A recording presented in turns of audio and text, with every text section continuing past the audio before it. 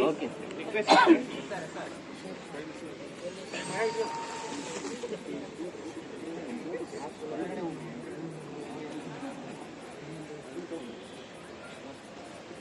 ಕೆಲವೊಬ್ಬರು ಫೋನ್ ಬರ್ತಿಲ್ಲ.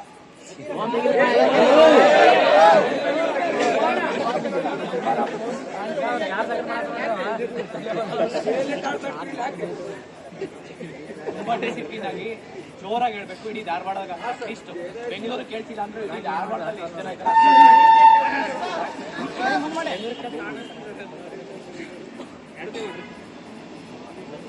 ಎತ್ತ ತಾಯಿಗೆ ಒತ್ತ ನಾಡಿಗೆ ಮುತ್ತು ಬಂದಾಗ ಕೈಕಟ್ಟಿ ಕುಳಿತು ನೋಡಲು ನಾವು ಚಂಡರಲ್ಲ, ಗಂಡು ಮೆಟ್ಟಿದ ನಾಡಿನ ಕಿತ್ತೂರು ಚೆನ್ನಮ್ಮನ ಮಕ್ಕಳು ನಾವು.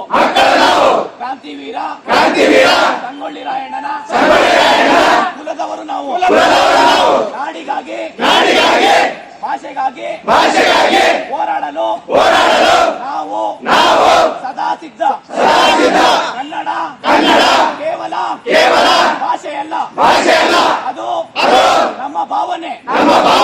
ಕನ್ನಡ ಕೇವಲ ಅಕ್ಷರವಲ್ಲ, ಅದು ನಮ್ಮ ಅವ್ವ.